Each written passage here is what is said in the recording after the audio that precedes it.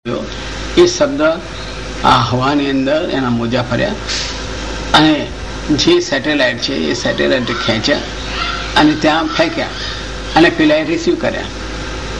આધુનિક યુગ બતાવે છે એક ક્ષણનો પણ વિલંબ વગર તમે મોબાઈલ ફોનથી બીજાની સાથે વાતચીત કરી શકો છો. આપણને આશ્ચર્ય થશે કે અત્યારે આ યુગની અંદર એમને આ બતાવ્યું તો પહેલા ઋષિમુનિઓ સમાધિની અંદર જોઈએ અને જોઈ શકતા હતા કે કયો માણસ શું કામ કરી રહ્યો છે. પણ આપણે તે વખતે પ્રત્યક્ષ આજે અત્યારે મટીરિયાલિઝમ બતાવે છે એવું આપણે બતાવી શકતા નહોતા. પણ હકીકત તો શબ્દ પ્રમાણે જ છે. આના માટે ઘણું સંશોધનની જરૂર છે. અત્યારે મહાપ્રભુજીની 84 બેઠકો છે ઉપલબ્ધ, કે 84 જગ્યાએ એમને પાયન કર્યું હશે અને સમાપ્તિ હશે એવું માનવાની જરૂર નથી. પણ જે કંઈ ઉપલબ્ધ છે એની અંદર પણ એમણે દરેક જગ્યાએ પારાયણ કર્યું છે. એટલે કહે છે કે મહાપ્રભુજીની વાણી ના મોજા ત્યાં આજે પણ મોજૂદ જ છે. એક વખત એવો પણ આવશે કે સંશોધન થશે અને આ વાણીના મોજાઓ પકડાશે. જેવી રીતે 5000 વર્ષ પહેલા દ્વારકા ડૂબી ગઈ હતી. હવે પુરાતન મારા ભાઈઓએ સંશોધન કર્યું અને આજની જે દ્વારકા છે એની નીચેથી પુરાણી દ્વારકાના અવશેષો ખોરવા મળ્યા.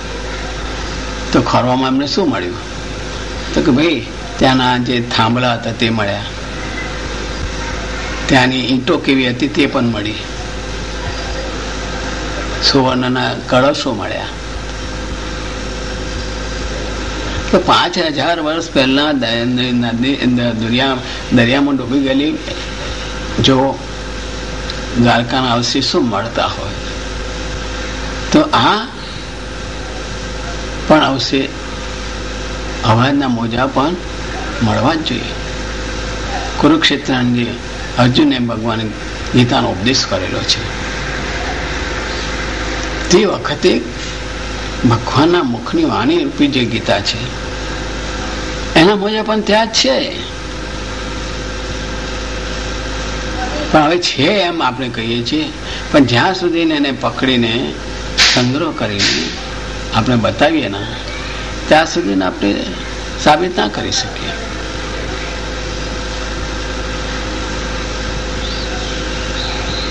અહીં તો 5000 વર્ષ પહેલાની વાત થઈ, પણ આજના યુગની અંદર પણ ગાંધીજીએ વૈષ્ણવજન તો તેને રે કહીએ જે પીડ પડાઈ જાણે રે, એ તો 50-60 વર્ષ પહેલાની વાત છે. તો એના મોજા તો આધુનિક છે. એનું સંશોધન કરો, એ મોજા પકડો.